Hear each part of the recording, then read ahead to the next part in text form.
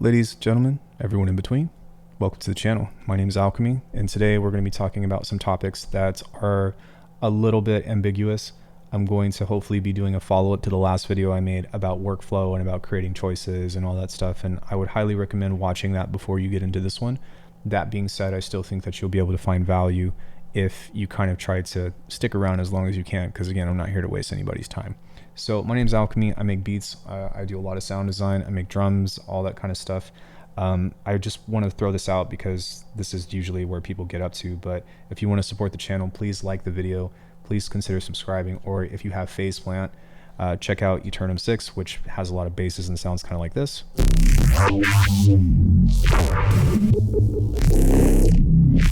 6 seasons of those, alchemy.com. I love these things, and that's pretty much how I make my money, to let me keep doing videos like this. So, workflow, creative block, and how to beat it. That's what today's focus is. I'm going to give you a couple of general pieces of advice before we get into the problem-solving aspects of it and kind of break down what workflow is, in my opinion. And then hopefully it'll kind of segue into, okay, this is a common problem for me and where I get stuck, and then maybe this will give you something to try. It's not a matter of if you run into those problems, it's a matter of when, right? So workflow in general, I think, is often categorized as how you go from one place to another, right? Typically for me, workflow into music creation would be sound design / recording, getting the sounds into the DAW. It would be arranging them in such a way that makes something musical. And then it would be the mixing and mastering process that, is like finalizing the idea. So any of those at any point in time can start to be tackled, even mastering in some cases. Some people just have a mastering chain or like mix into a mastering chain or something like that. But most people, kind of fall into those kinds of categories. But the problem or the misconception I feel like a lot of producers, myself included, have or have had is that they will try to take what worked for one specific track and do it the exact same way in the next track. And I have fallen victim to that an incredible amount of times. There's been so many times that I've written a song and been like, that's how it's done. I'm going to do that one every time. And I try to do the same thing. And what ends up happening is either two things. One is it doesn't get me as far as I want it to, or two, it does get me as far as I want it to, but it ends up making me pretty much write the same or a very similar song than I did from the last track. And that's no good, because that's the one-way train to every tune that you make sounding the exact same. So what is workflow then? It is a general problem solving, or a general set of problem solving skills. And before I break that down, I want to talk about the difference between a technique and a skill. You guys know I do martial arts and all that other stuff, but the way that we define a technique in martial arts is it solves one particular problem. It is, if you do this, then you do this. Technique 32, this person throws a punch, I'm going to block and return with a punch and an elbow every single time, no matter what the punch is. That's my answer. That can get you, somewhat far. But a skill would be throw out all that other stuff and learn how to read a punch, right? Somebody's throwing a punch at me this way. I can go this way. I can go this way. I can, duck. I can run away. But I'm able to read that problem much better and have a slew of choices in which to make. That is the way that you want to cultivate your workflow. So that way, when you run into different problems, you have a tool set of things to try, which gets into how to cultivate trial and error. Not just, hey, I don't know what to do, so I'm just going to try everything that I could potentially think of or whatever, but actually building this as a skill set to say, okay, now is the time to get into trial and error. I've got some things to work out, or I've got some ideas in which to try in this problem to help me figure out where to go next, especially when I don't know where to go next. The overall goal with all this stuff is to catalyze your imagination. And what I mean by that is kind of like what I was talking about in the last video, where it's, hey, no matter what, I want to get myself to a point to where I am starting to become invested in this project, get into what was called a flow state, and kind of get intuition about what to do next or where to go next for as long as possible, right? Because you can't keep it forever. And if you can, then you're awesome. And I'm sure that some people out there exist, but that is the goal when you are trying to create and make music. Some people want to plan everything out, so that way they've got, a list of things to do. Some people have a ritual for example, I get into sound design and then I try to think about how these things can start to work together whenever I do it. It's also kind of like a mundane task for me. So I'll do drums and bass or whatever and then be like, oh, okay, well, I'm just going to mess around and try to play and think about these sounds working together. And then when it's time to write a beat, I focus on building a relationship or whatever. But even still, I might not make a kick first. I might make a snare first, or I might make a clap first or whatever. Digression happening. But in that sense, we want to get into the flow state so that way we're catalyzing our imagination to start helping and working with us, whereas you are not going to wait for it to come to you. Something that Corey has taught me, my lovely partner, is that if you are a creative person, you are an abundance of creativity.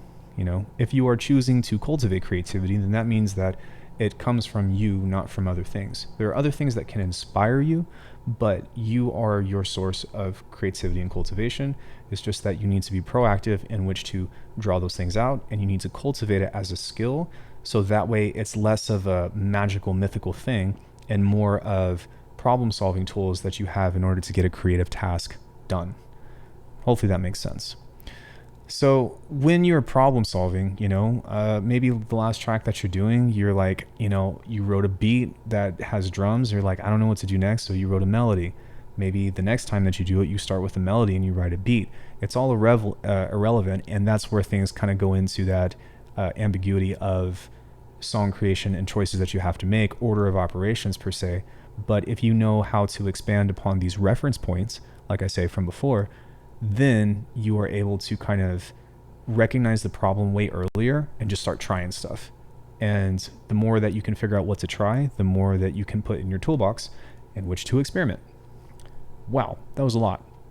Okay, so with this problem solving stuff that I've got for you and the actual application about how all these things work, I wanted to try to break this down into 3 different levels of beginner, intermediate, and advanced.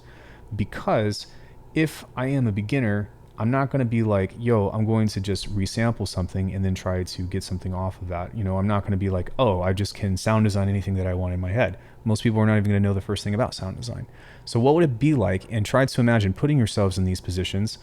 You could even consider it being the easiest to the most difficult. But through this process that you are putting yourself through, at any point in time, you can mix and match or really just use whatever works and the first thing that comes to you in which to try. So with that out of the way, let's go ahead and talk about what you can do as a beginner in order to help get you through your beat writing process or your musical process. The first thing that I would most likely bring up is that you know nothing about music, right? You don't even know what a scale is. You don't even know how to find C on a piano. You maybe don't even know how to identify what a kick and snare is, but maybe you know how to put a sound in here. Maybe you've got a sample library pulled up or you've got a factory library pulled up and you're like, what do I do from here? Oh, okay. Well, I'm just going to type in drums.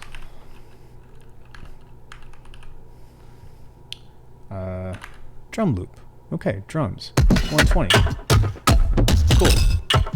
Whatever. First thing that goes about, right? So what we're doing here is we're saying, well, we need a sound, and you are using the tools that you have at hand in which to pull a sound in. And it sounds so rudimentary, but like keep in mind that this is where we all started, right? We're like, don't be picky.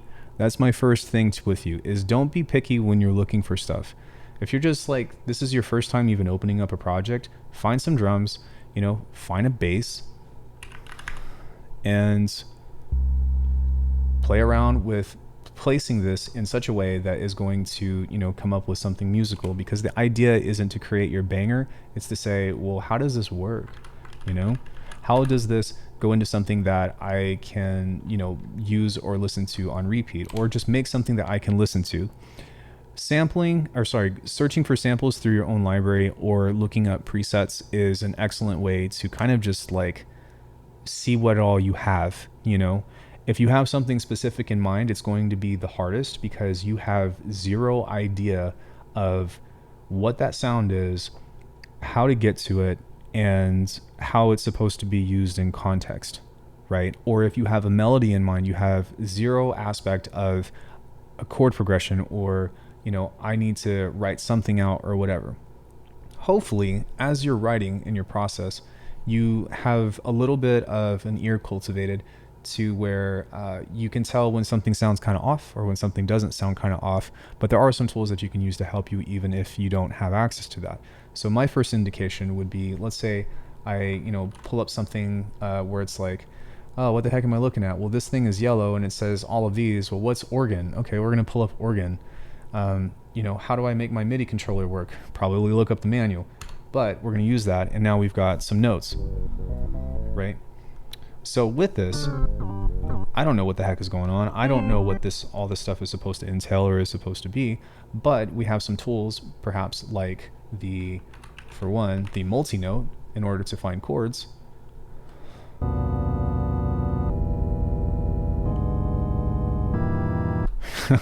Amazing. Put it down, right? Change the chord up, look at the presets that kind of happen. But the other thing that you can do in order to kind of make all this make sense is you have something called a key filter, and I guarantee almost every single DAW has something like this. So you're like, oh, I don't know what any of this means, but I'm going to pick a choice of a note, and then let's go C minor. There's a bunch of video game music in C minor, so maybe I want to try to write my song in C minor.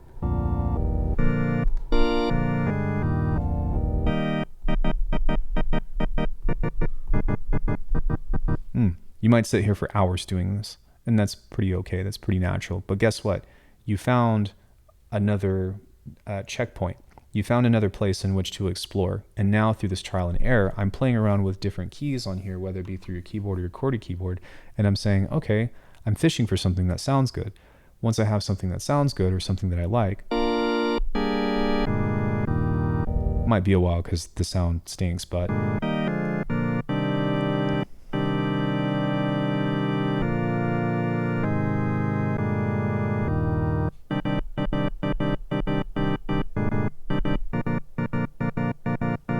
okay, let's audition that.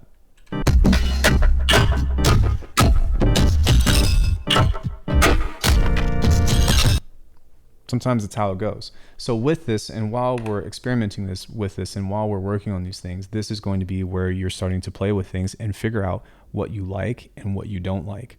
This is going to be the cultivation part of defining your aesthetic of how to do things. So maybe at this point in time, it's not even about finishing music. It's about just trying to get a feel for the kinds of sounds that you go through. With that being said, there might be a time to where you might want to pick out a selection of sounds that you really like and then start from there to be able to use them just from the bank that you have, Find yourself a kick, find yourself some presets, and start a brand new project from there, and then do it over again, but do it from scratch, where you find some new kicks, some new snares. The number one thing that I want to give to you as far as being a beginner is don't go and buy more samples. Don't go and buy plugins that you think are going to solve your problems. One of the most common things that people do, that I did myself, was when I first got started in making music, I was like, what DAW does this artist use? And then what synthesizer does this artist use? And then there'd be articles about, I use, Seven Lions used Sylenth 1 way back in the day. And it was like, oh, so maybe if I use Sylenth 1, I'll be able to have Seven Lion sounds, right? No, because those guys do that stuff from scratch. I know that they do it from scratch because I make sounds from scratch now. And unless if they have a preset pack, which they might, you don't need it. Focus on just playing with what you have. Whatever this is very stupid, doesn't matter. But look, there's a whole range of presets here to try to make something from. Oh, this is a pure sine wave. Sine waves are usually kind of cool. Oh, that seems a little bit more workable. So maybe if I turn this down a bit and start to play with something a little bit more simple as opposed to a chord.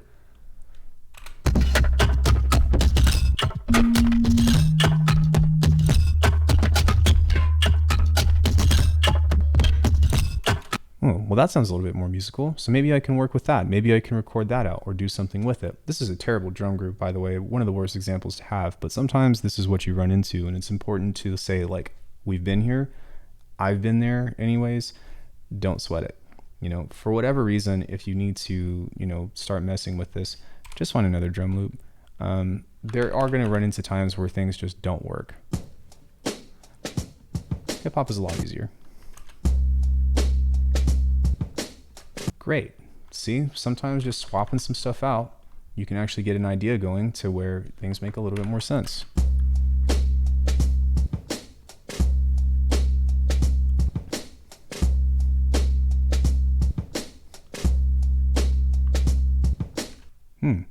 So some things that you could try is, because this is an audio, you might want to try to transpose this, to arbitrary things and create a new melody out of it. Or with a little bit of intuition, we can actually do something of figuring out what we are just doing, of combining these two techniques together to figure out what key or what pitch this bass is, because I don't actually know what this is in. So this just says bass 4, and I don't know where this came from. I don't know what sample pack or whatever. So let's say I wanted to find the key or find the whatever note this is. And this is going to be really easy because this is a sine wave. But all you have to do is essentially pull up an EQ. We're going to use EQ plus here. And I'm going to put this in this mode.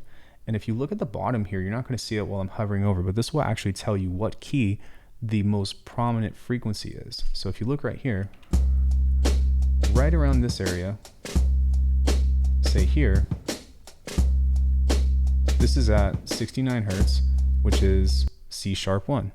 So that means that if I were to set this, or I were to, play something to C sharp, then maybe this sine wave that I have going with this, I can play along with it. Especially if you have a MIDI keyboard or something that is kind of like an embodiment array that kind of forces everything into a scale or something.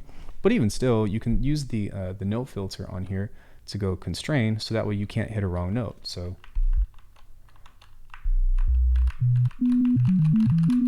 that's me on my QWERTY keyboard, just playing all random notes, but it's not playing certain notes because it's constrained. So we can test this out and see if this works together.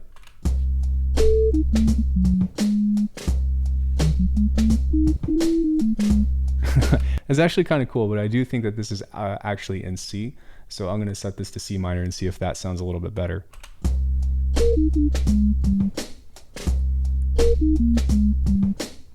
Great. Okay, stupid thing, but let's go ahead and record that in.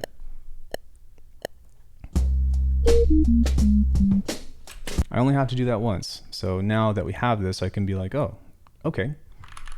Well, from this stupid idea that I have, I've created something that's kind of musical. Yo, check out this beat I made.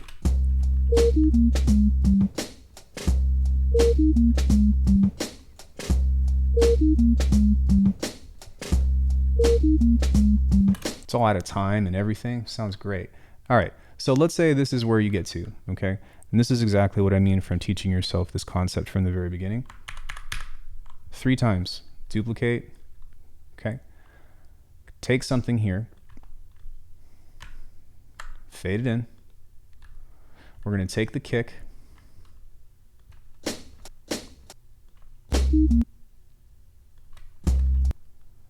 something just like this. We're gonna move this over here, and then I'm going to repeat it on every 4th bar and stretch this one out, just like so. Now you don't have to do the stretch out thing, but just as a means of finding an ending or finding a matter to this, check this out. I'm gonna fade this beat in. We're gonna play it with the bass line.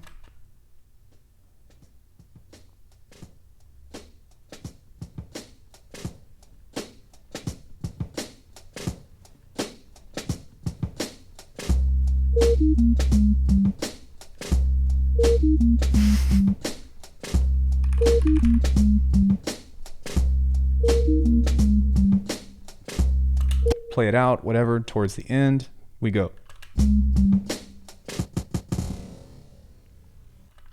That's it. That's all it has to be. Now you've at least completed the idea, and now this is something that you can play in your car. This is something that you can kind of be like, all right, well, this is how it starts, which is something. It's not the most, elaborate. It's not the most, groundbreaking or whatever, but you taught yourself how to start something, and you taught yourself how to finish the idea, so that way you either A, want to listen to it again, or you start thinking about what can come after that. So with that, sometimes finding the key of the song is a little bit of trial and error too, but just like as I said from before and how everything stems back into itself, you have at least a baseline of being like, oh, okay, well, this tells me that this is in C, or it's C sharp, and it's kind of somewhere in that region. Sometimes it's not C or C sharp, it might be in between.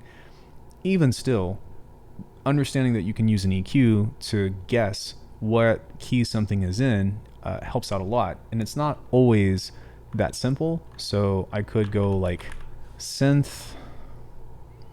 All of this stuff is labeled. Okay, this is not labeled.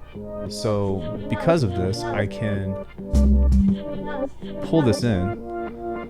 And let's say this sounds really cool together. So maybe like right here halfway through the song, I'm like, oh, okay, well, I'm going to add this little synth on top of it.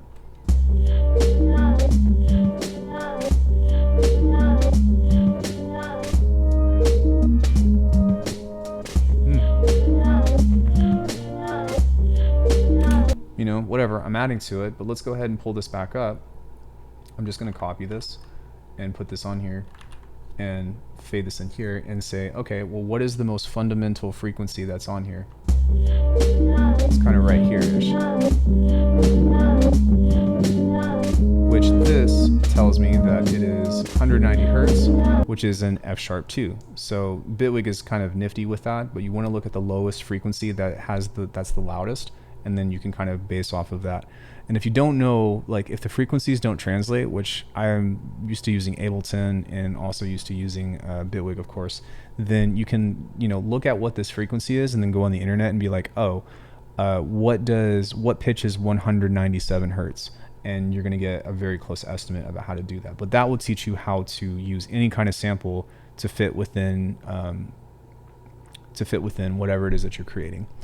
So with that, that's pretty much like some beginner stuff. And this is like the best way that I would say, like how to cultivate before you get into all of the other crazy stuff that I'm talking about. But if you have these key skills, all you need is the right sounds, and you just need a little bit of intuition to figure out how to make a selection of things work together. And this isn't even talking about effects. This isn't even talking about how to spruce it up. This is just about finding material in which to try for your composition. Okay, so the second piece of this on the intermediate aspect is having a little bit of theory, not even a theory, but just having a little bit more skills to work with. So if I already have an answer for whatever this is, you know, with the boom, then what I can do is I can harmonize with this. So I've already got some MIDI that's laid down with this along with C. If I were to take the drums away and just use this, maybe I want to add to it.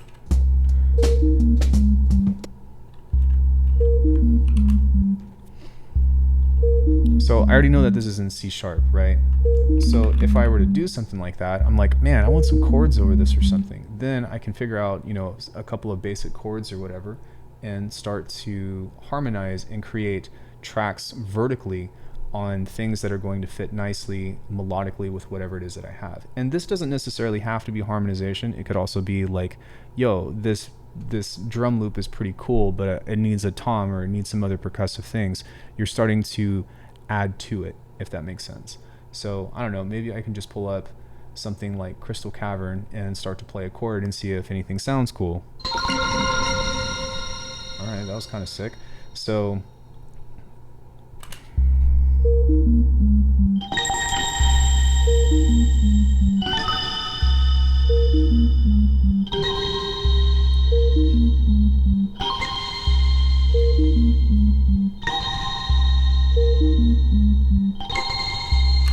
cool. So we're going to record that in.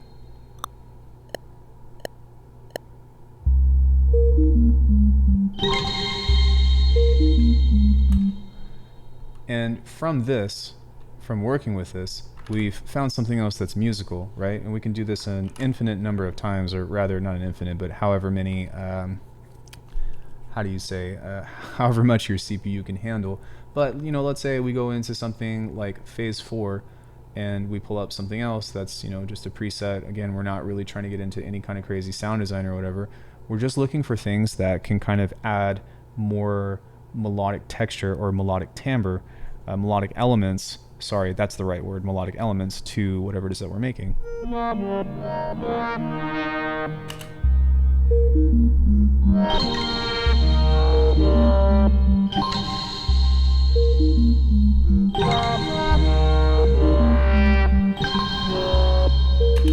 So not that last note, but, you know, we've got something now that we can kind of play with this.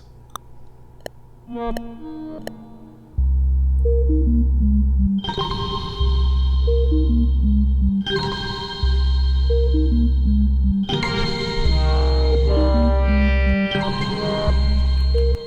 now, as opposed to me duplicating this every single time or whatever, I can start to get back into the arrangement aspect of being like, all right, well, let's place this here. Let's go like this. And after 4 bars, or after 4 repeats of whatever this is, we'll start to add this in. And maybe right here, I need a darker color for this, or maybe not there. I can go 2, 2, take this one and leave that there, so that way this has space. So now we've created a slightly more interesting composition from this. This has created a call and response, and this is pretty much the key of writing any kind of, any kind of tune as a whole, is providing a question and providing an answer. So the call of this is a few things, but mostly it's the do do do do do blue, do do do do do blue. But now every time on the 4th bar, I'm actually going to change this and leave that out. Maybe on this one as well, I can go like 7 semitones and change that bass note. So same, same, same, different, or same, same, different, or 1, 2, 1, 2, or 1, 2, 1, 3. You see what I'm saying? Is creating patterns with this, and you're doing that with both musical elements and rhythmic elements.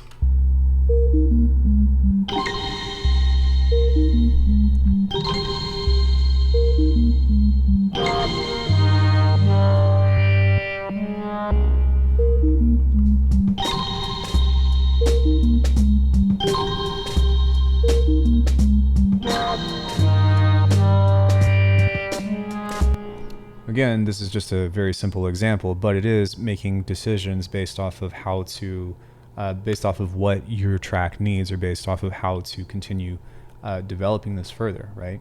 So you can even do this 4 times. So let's say that starts off with nothing or just a bass line, then you get into this and you do this 4 times, 2, 3, 4, or 2 times rather. Let's go twice.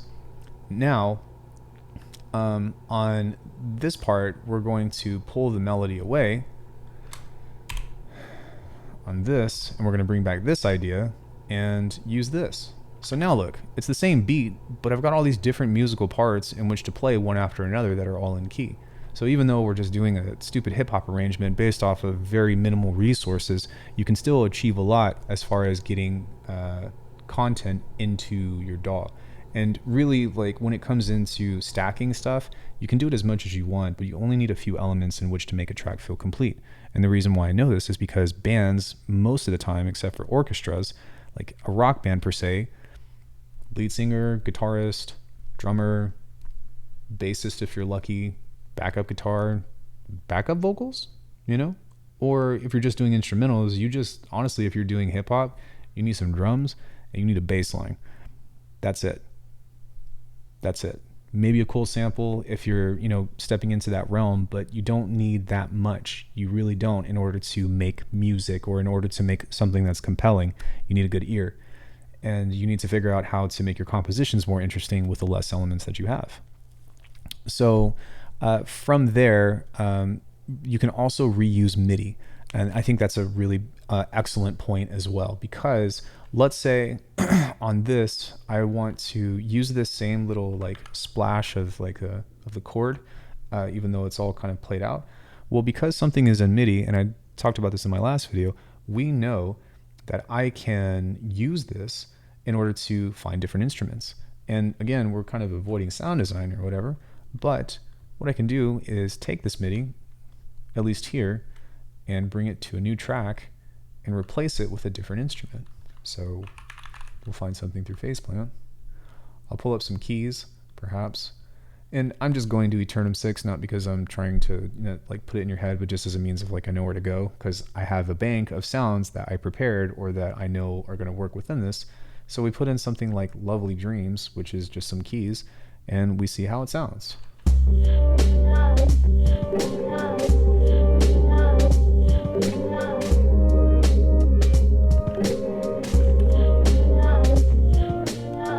Oh, That's kind of cool. So maybe because of this, and I'm starting to hear now that this changes, like it's consistent. So maybe I want this chord to change with this, so that way it kind of makes sense. Now I don't necessarily know how many semitones that is, but without doing anything extra, just as a means of taking the same chord shape, I'm gonna go.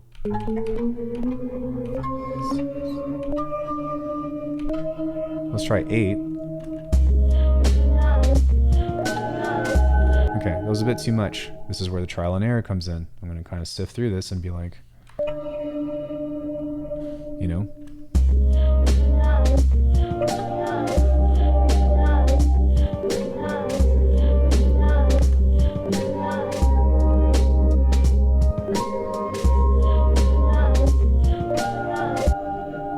It doesn't quite fit, but at the same time, it doesn't sound like the worst thing in the world.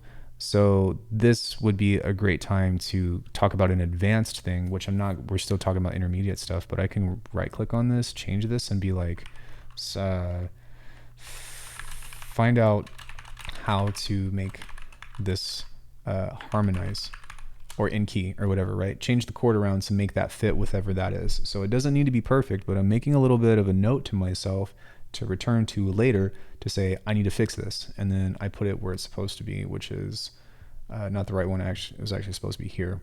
So this one is blue. This one can go back to being gray. And then on this one, I'll put this here because this is where both of those placements are. At any point in time, in almost any DAW, you can use empty clips.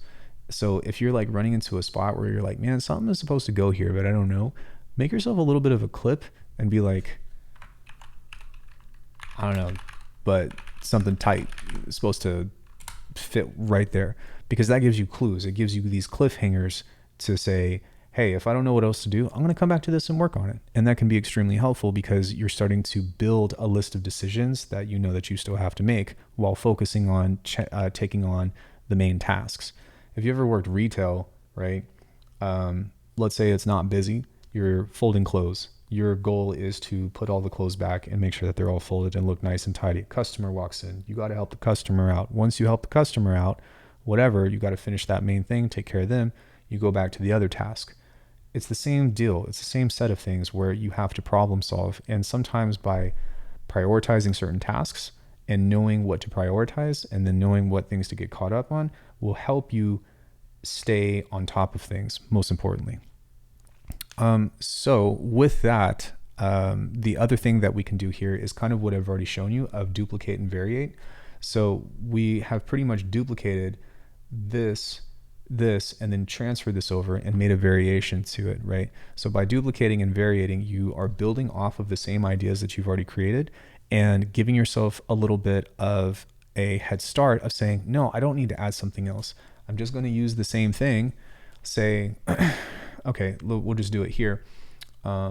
This is the main theme that we've created. So I am going to duplicate this and move this over. And now for this part, we're going to do the same thing, but now I'm going to take all of these and I'm going to pitch them up an octave.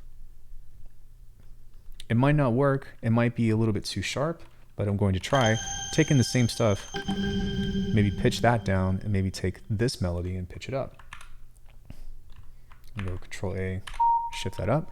So now this is a little bit different to where almost everything is the same, but we've created one small change to make this part a little bit different than this part. So on this one, we've got, now on this one, we've got, maybe it's not different enough, so we need to add something else. But from building off of that, we've now been able to make a decision of the change wasn't enough and we need to add something else to it. So that's where you go back into the basic stuff that we know how to do. And you're like, you know what? I need a ride. So we decided to take the bus. No, I'm just kidding. But you create something kind of like this, maybe turn this down, and we go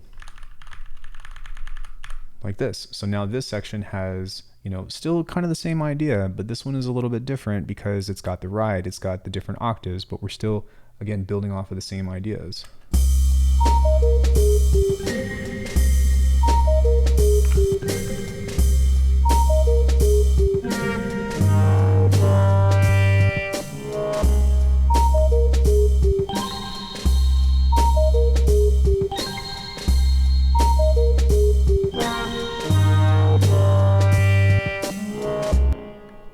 So you can use that in order to you can use that in order to figure out how to expand your idea into longer lengths. So the first part is understanding how to do this, of writing in vertically and adding instruments and harmonizing and stuff. And then you've got how to do this. And it doesn't matter what order you do. If anything, I would actually try to focus on writing in horizontally as much as possible, because that helps you get a bigger idea for what the sketch of the tune is supposed to be. So even if you just have a bass line and some drums, then you can actually finish the entire tune and say, okay, now I'm going to figure out whatever everything else is supposed to go. But if you don't want to do things that way, which goes into workflow, which goes into trial and error, which goes into understanding and building your awareness of problems to solve, you can do either one, because there's no right or wrong, right? Likewise, if we come back to this idea of, writing vertically, of adding tracks and stuff, these drums are kind of meh. I think that they're okay, but I'm not really all that interested in them. So what I'm going to do is I'm going to start to layer now. So with this, maybe I can grab something kind of like this. And for this particular part, I'm going to kind of turn this down and see if I can add a little bit more interest by beefing up the drum kit. I'm going to go ahead and set this to slice mode, so that way it's not so like stuttery.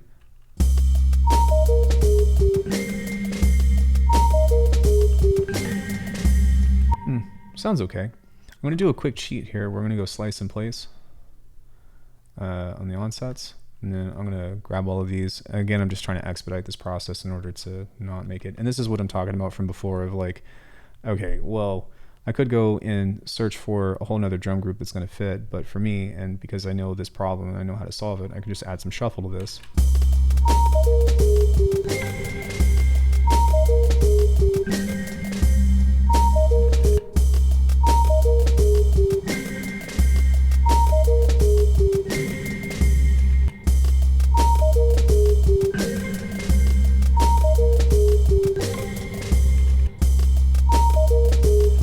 Or sometimes when stuff doesn't work, don't let yourself get in a rut. So what I'm going to do is I'm just going to start with these, and I'm going to create my own shuffle. Just kind of like this. And I only need it to work for the first few bars, so let's see how this sounds. Great. Now we do that. We get into this, and we've added an extra layer of our drums in order to make it a little bit more interesting.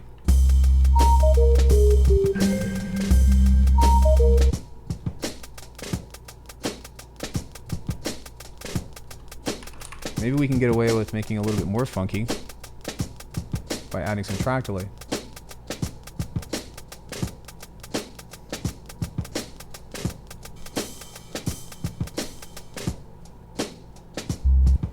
See? So with that, using layering, or, let's say you've got something that you want to emphasize, right? Let's say we've got this thing right here.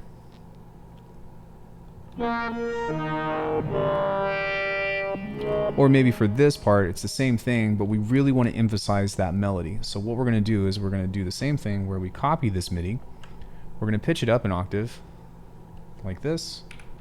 And then we're going to add another synth to this to harmonize with it, or to layer this as a whole to make that sound more thick and more impactful. Now I know that I'm not talking about mixing and stuff on this, so bear with me.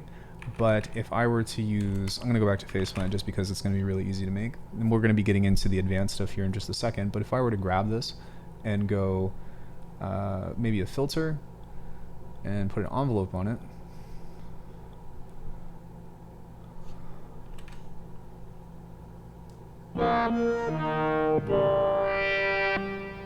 Then I've added an extra layer, which we didn't actually hear it because it was soloed, but okay, you might have to mess with it a bit to make it a little bit more interesting. So I'm going to do this here where I detune it, give it some chorus, and turn it down.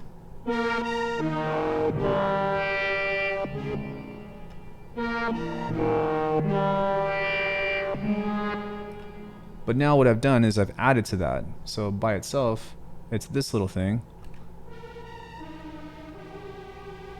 which is very quiet, but I've layered the sound because I didn't know what else to do. So I was like, well, maybe this sound could be kind of cooler. Maybe it's not enough. So I'm going to get into layering and just use the stuff that I've already made to create more content on a vertical sense.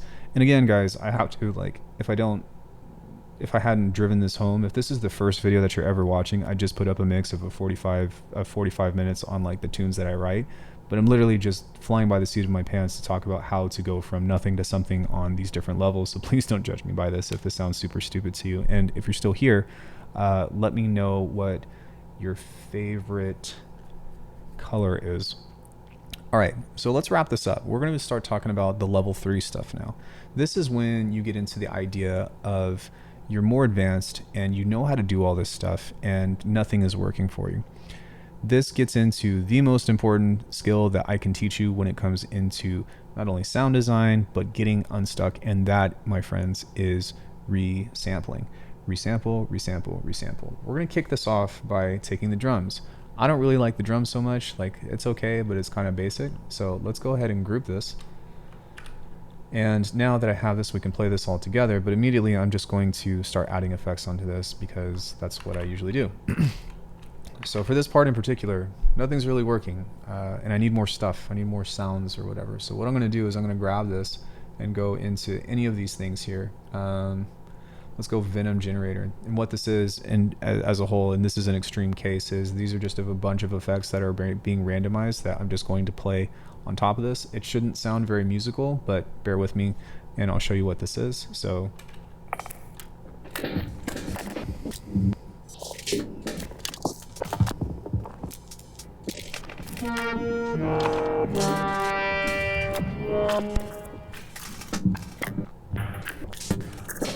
dope. So all that stuff that I've got going into the rolling sampler, which you can go watch the video on the rolling sampler, but I don't have to do anything else now. I found a couple of cool things that I can use to start adding to this project here.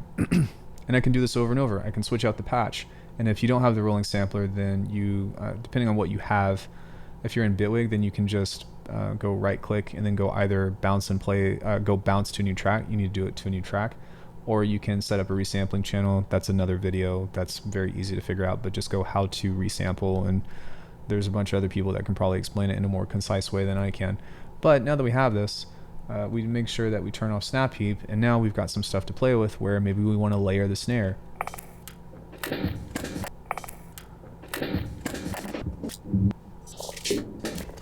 So maybe this little guy right here can go over these snares. Doesn't need to be every snare, but it could be one of them. If you notice here, there's also this cool little bass thing right here. And I don't know if that's in key or not, but it could be something that we could use to create a little bit extra flavor for this track in particular. Or maybe we want to do some kind of fill. So let me listen to this right here.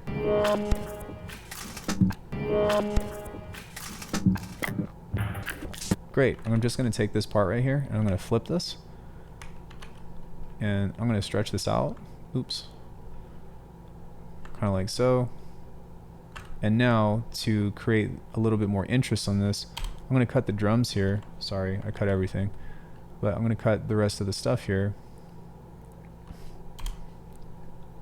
Grab a kick from this drum loop.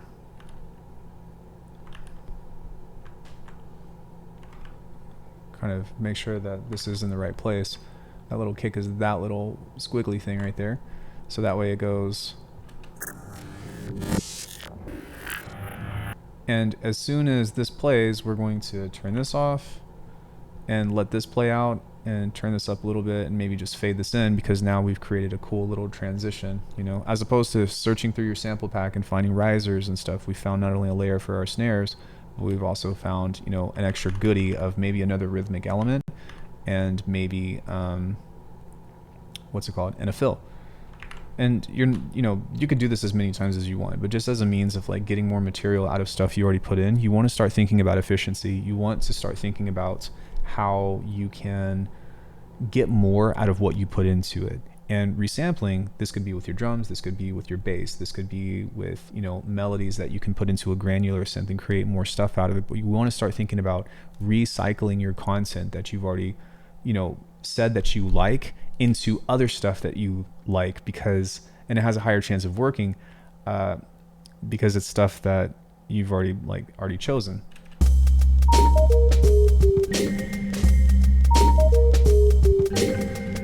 it's actually not too bad. So maybe for this, we're going to pitch all of these up and then set it to slice mode. And of course, there's a matter of mixing and stuff. But, you know, now our snare has another layer to it that we've created from our own snare.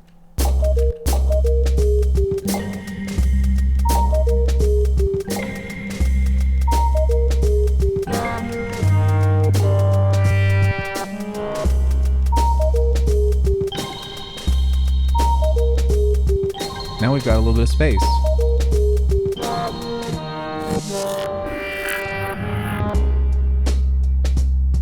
Oh, suddenly the stupid track that we made is still very basic, but it's starting to kind of have these moving parts that help everything come together. And that's what we're ultimately looking for. You don't have to be a genius to decide to do this stuff.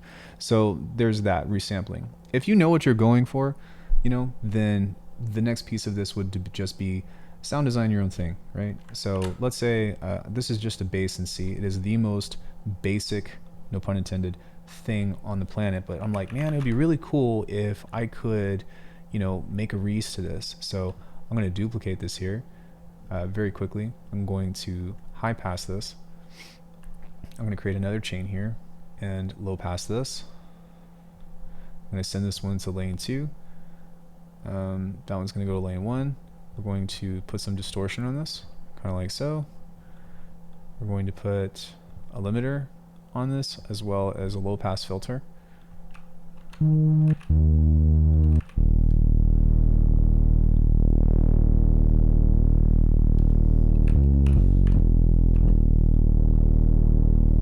now, because I'm sending this to lane 2, we can add a little bit of chorus to this. We can also add a saturator to this and give it some wideness by, this is pretty much a distortion Haas effect if you turn the stereo turbo on, which I didn't know that until recent, which is super cool. But yeah, whatever, respace. So,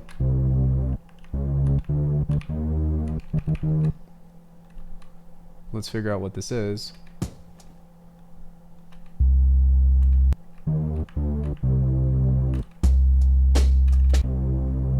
Great.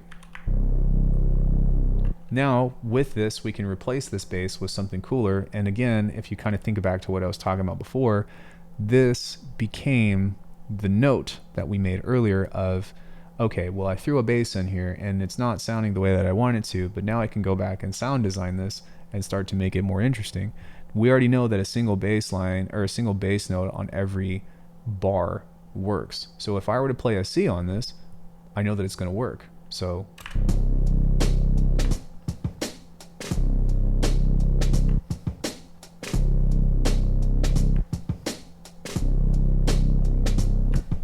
but now from this we can kind of play along with these things if we want to, or I can elaborate on this and play different notes or different melodies because I just had the wherewithal to go sound design it. If you want to replace it and just play C, that's totally fine, but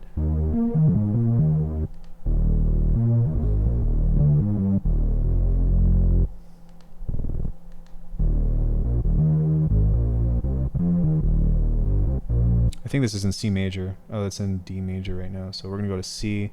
We're going to play this in harmonic minor. Now, whenever I play this,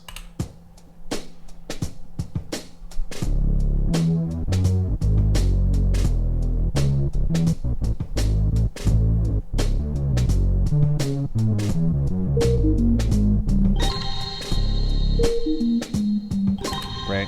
So I think I made the mistake. I think this is actually supposed to be in C sharp. Oh, maybe not. Maybe just in C.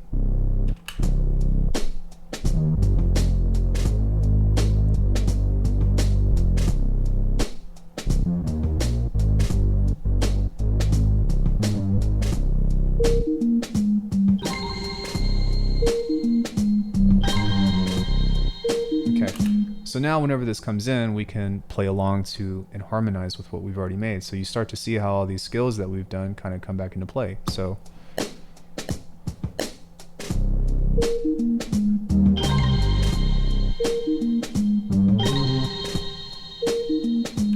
not everything is going to work. It might take a couple of tries. I'm not going to spend too much time on this, but just as a means of showing you of like taking a basic idea and also showing you how you go from beginner to stacking up and making more elaborate things, You start with things that are very simple, but you build on these principles that we're creating. So let me try to come up with an interesting riff that's going to come along with this. So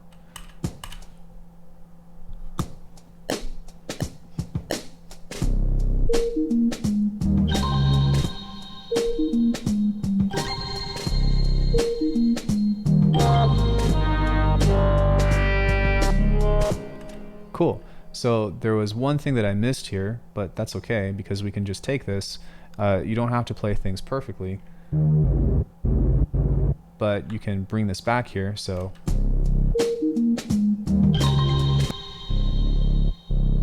and pull this back here now. So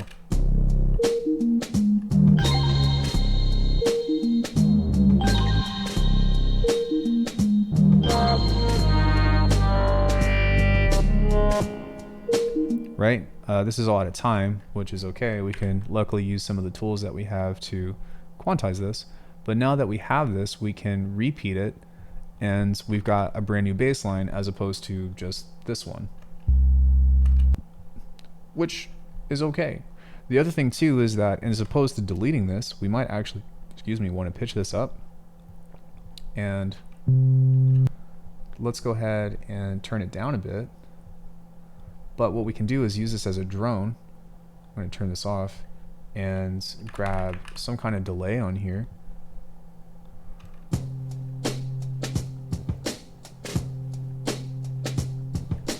Now what I'm going to do is I'm going to make it a little bit shorter. You see how I'm starting to get ideas now? This is kind of what we're getting into. And again, I don't really care about this, and this is probably another one of the most important things that I can tell you is when you're creating, let your ego go. Don't worry about making the most crazy stuff. Just have fun with creating and figure out how to use each of these exercises as a problem-solving skill in which to figure out what it is that you're doing.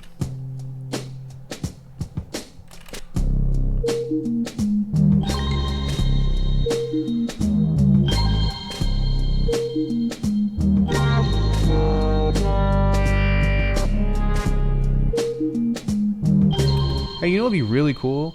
Remember that bass that we did earlier at the beginning of the video? Well, what if now we have this thing that we did or something, and we bring that in and we use this as a fill? So I'm going to pitch bend this, so sick.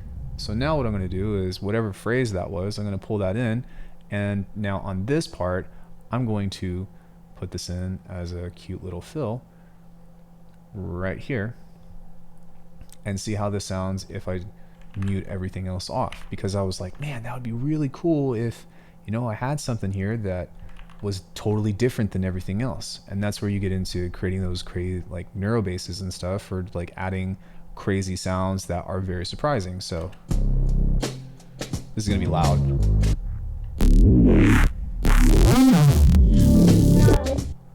So we can kind of just take the tail end of this, I believe, kind of like so, and try to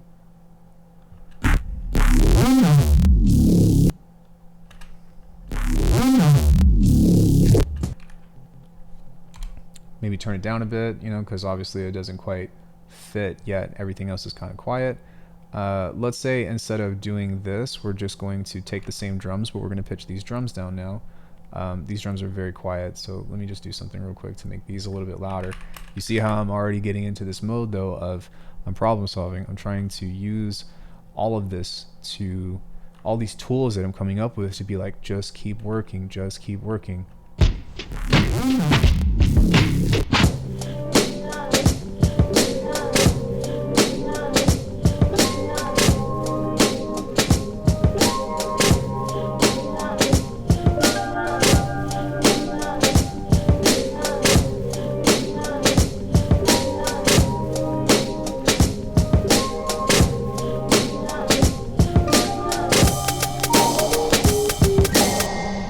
Right? So now that we have that, we can go back into whatever baseline we created, wherever that was.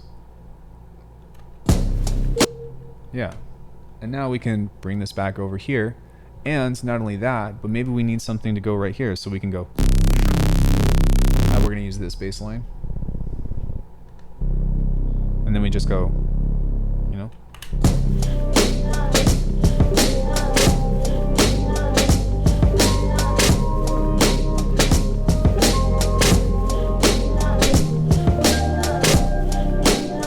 Totally works. So again, just using my harmonization skills.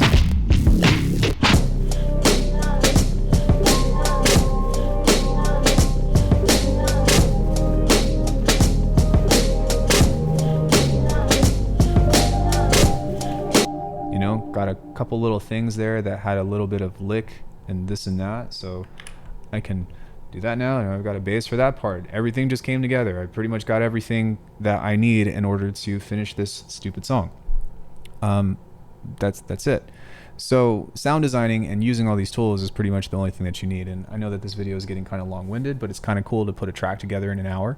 However, the last couple things that I wanted to wrap up with, or rather the last thing, is if at all else you don't know what to do, just start doing anything and everything. And this is the worst piece of advice, because what the heck does that mean? But I just went through all of this list of stuff that is like, whatever, you know.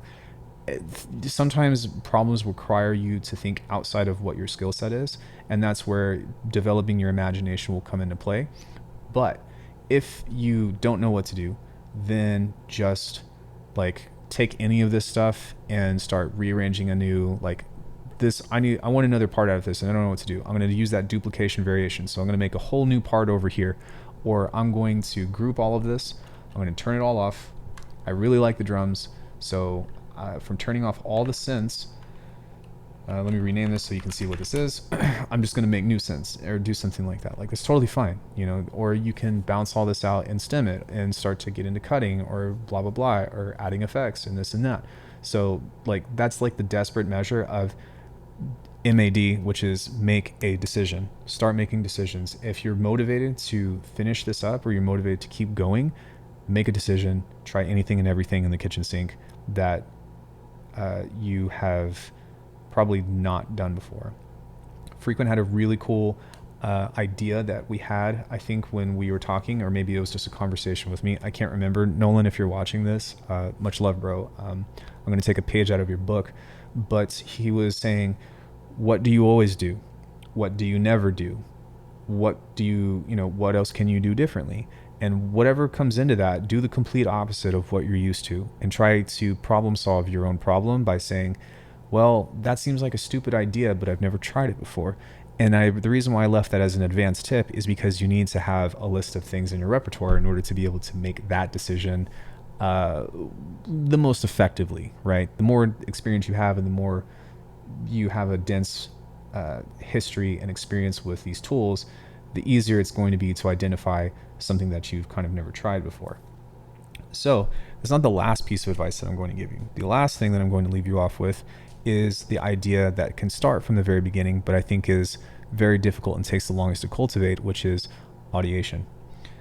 Audiation is the active skill of practicing and imagining what you want to communicate or what you want to express. And it most commonly happens in the form of classical composition, specifically with pianos and keys and chords and stuff.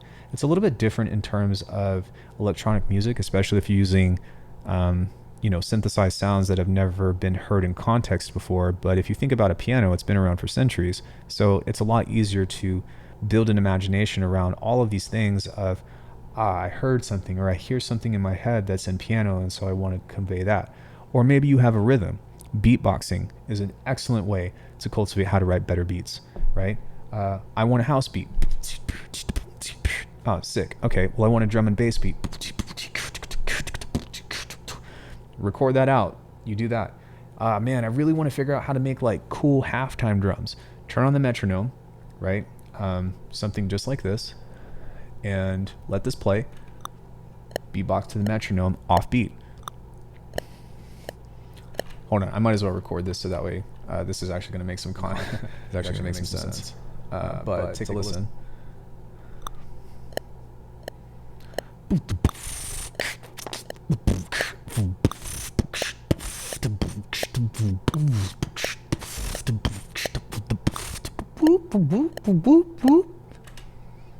There you go.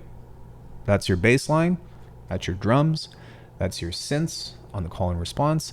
And now it's up to you to take that and actualize it into a tune, right? It doesn't need to be perfect, but I just captured an idea that now I'm going to flex all those skills that I have. I'm not going to do it right now, but I can flex all those skills that I have of making cool drums, of making my basses or whatever, and actualize this into a fully fledged beat, and then build upon all the other tools that we've cultivated back into what we're doing to make this work.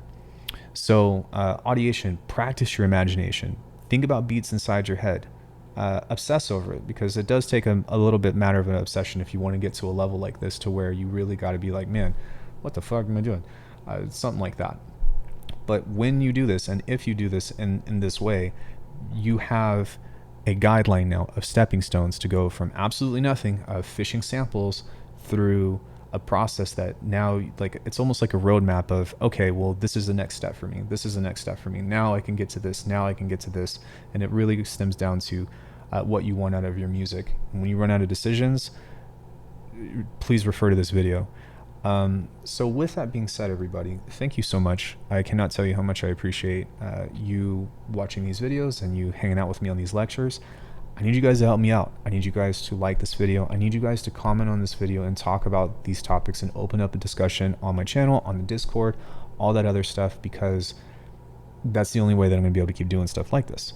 If you want to support the channel directly, then check out the memberships where I've got masterclasses, or check out Alckemy.com if you want access to all the sounds that I offer, whether it be drums, drum masterclass for purchase, Eternum if you have Faceplant, and then some presets that I have for free from Vital.